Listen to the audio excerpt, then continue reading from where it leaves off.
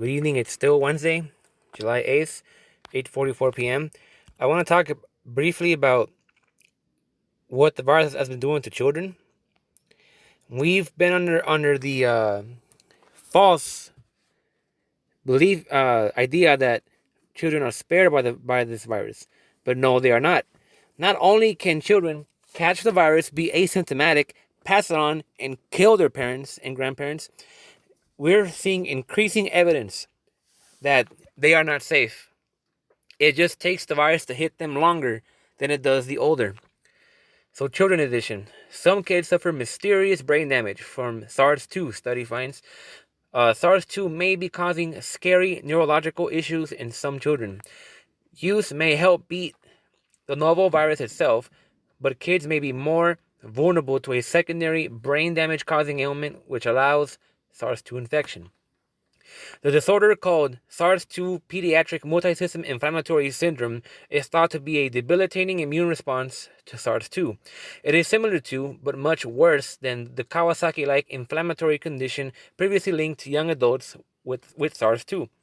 Increasing reports of children developing systemic inflammatory response requiring intensive care, and a further group of children with a far less severe Kawasaki-like disease suggests that despite the typically mild acute infection, children may be at high risk of a secondary inflammatory syndrome, reads the study.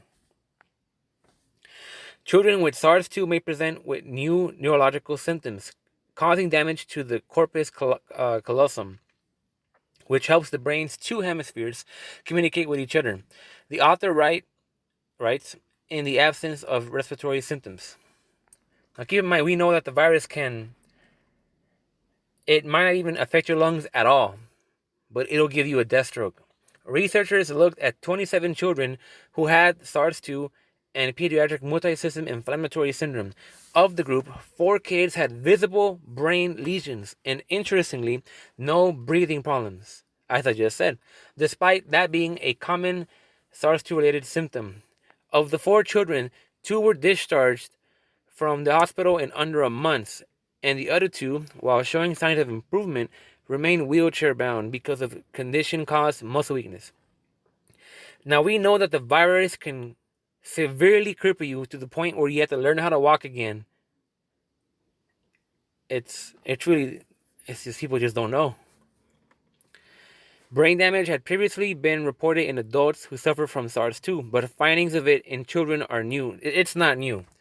It's been happening. Back when the outbreak happened in Wuhan, we saw how they were putting up to 3 kids in one body bag.